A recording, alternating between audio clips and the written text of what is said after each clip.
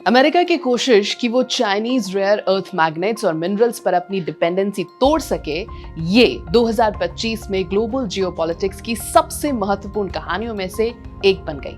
ये drama economic security, technological rivalry और उस वास्तविक डर का मिश्रण है कि कोई सिंगल कंट्री पॉलिसी के एक फ्लिक से सारे बिजनेसेस को प्रभावित कर सकती है।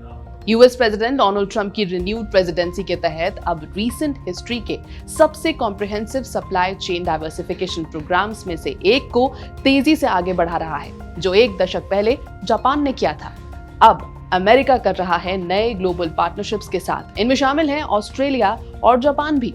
हाल ही में डोनाल्ड ट्रंप और जापान की नई पीएम सिने तकाइची ने नई डील साइन कर ली। इस डील के तहत Japan rare earth magnets provide करेगा।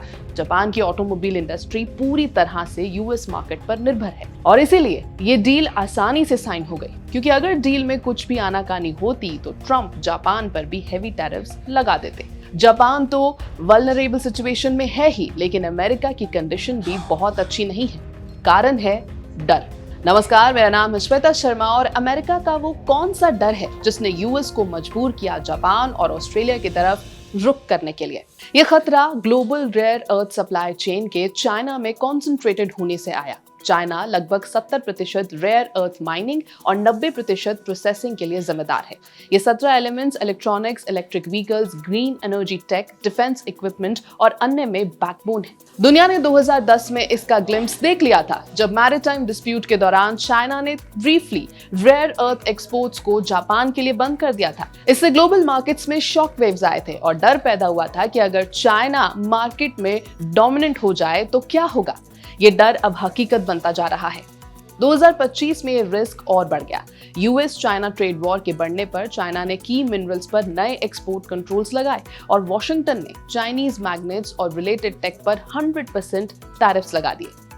सबसे बड़ी चिंता, अगर चाइना रेयर अर्थ एक्सपोर्ट्स पूरी तरह रोक दे तो क्या यूएस और उसके एलाइज क्रिटिकल इंडस्ट्रीज चला पाएंगे। इसी के बाद आया अमेरिका का डाइवर्सिफिकेशन वाला कदम। सबसे प्रमुख यूएस इनिशिएटिव है United States Australia framework for securing supply of critical minerals and rare earths. अक्टूबर में ट्रंप और ऑस्ट्रेलिया के प्राइम मिनिस्टर एंथनी अल्बनीज ने $8.5 बिलियन यानी 70,000 करोड़ से भी ज्यादा बड़ी डील अनाउंस की। ये सिर्फ नए माइंस खोलने का नहीं, बल्कि end to end supply chain duplication का है, माइनिंग का है, सेपरेशन का है और प्रोसेसिंग, ना कि सिर्फ रॉ एक्सपोर्ट्स। दोनों देशों ने तुरंत $1 बिलियन फाइनेंसिंग यानी 8800 करोड़ की फाइनेंसिंग और अगले 6 महीनों में 300 करोड़ रुपए के इन्वेस्टमेंट का वादा कर दिया। यूएस एक्सपोर्ट इंपोर्ट बैंक ऐसे प्रोजेक्ट सपोर्ट कर रहा है जो रेयर अर्थ माइनिंग, प्रोसेसिंग और रिसाइकलिंग में $5 बिलियन अनलॉक कर सकते हैं। Permit acceleration, asset sale controls और प्राइस फ्लोज जैसे टूल्स को स्ट्रेटेजिक सप्लाई सुनिश्चित करने के लिए लागू किया गया। ऑस्ट्रेलिया में सिग्निफिकेंट रेयर अर्थ डिपॉजिट्स और माइनिंग कंपनीज जैसे लाइनस और आराफ्यूरा हैं। ये यूएस ऑस्ट्रेलिया पैक्ट दिखाता है कि चाइना को बाईपास करने वाले पैरेलल सप्लाई चेन्स बन रहे हैं। इसके बाद जापान की नई पीएम बनने के बाद डोनाल्ड ट्रंप ने रुख किया जापान का भी। जापान की डिपेंडेंस का फायदा उठाते हुए अपने डर को कम करने का कदम उठा लिया। जापान अब अमेरिका को रेयर अर्थ मैग्नेट्स प्रोवाइड करेगा।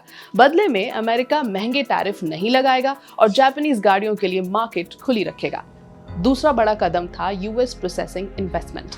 डोमेस्टिक तौर पर यूएस प्रोसेसिंग गैप को भरने के लिए हैवी इन्वेस्टमेंट कर रहा है। इस महीने एक्लारा रिसोर्सेज ने $277 मिलियन सिक्योर किया रेयर अर्थ प्रोसेसिंग प्लांट बनाने के लिए, ताकि यूएस इलेक्ट्रिक व्हीकल और डिफेंस सेक्टर के लिए 75% हैवी रेयर अर्थ सप्लाई हो सके। New price floor agreements American mining companies को कंपेटिटिव रेट्स देंगी और इन्वेस्टमेंट को बढ़ावा देंगी। एप्पल ने $500 मिलियन रेयर अर्थ माइनिंग और सप्लाई सिक्योरिटी में प्लेज किया, जो पहली बार मेजर टेक कंपनी द्वारा सीधे अमेरिकन मिनरल एक्सट्रैक्शन का समर्थन है।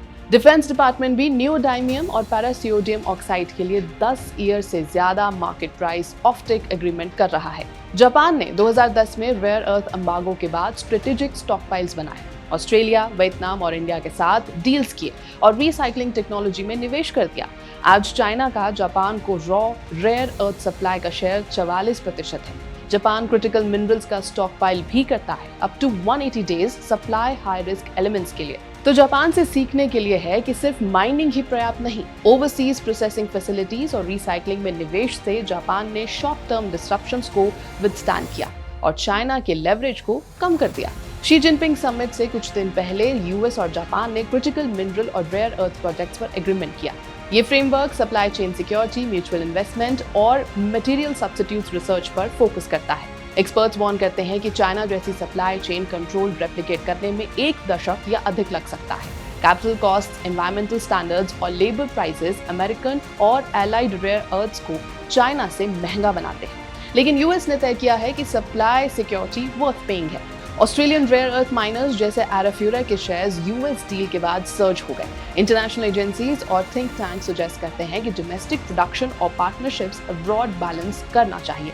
यूएस का रेयर अर्थ डिपेंडेंसी पर चाइना से डाइवर्सिफिकेशन हाई वाया एक्ट है, कंबाइनिंग जियोपॉलिटिक्स, ग्रीन इंडस्ट्री और टेक्नोलॉजिकल सुप्रीमेसी की लड़ाई। ऑस्ट्रेलिया फ्रेमवर्क, जापान का रेजिलिएंट मॉडल इमिटेशन और टोक्यो एग्रीमेंट्स के साथ America rare earth landscape reshape करना चाहता है। यह है बीपी लाइव, मेरा नाम है श्वेता शर्मा और आप देख रहे थे चाइना पर डिपेंडेंस के डर से बदले अमेरिका पर स्पेशल रिपोर्ट।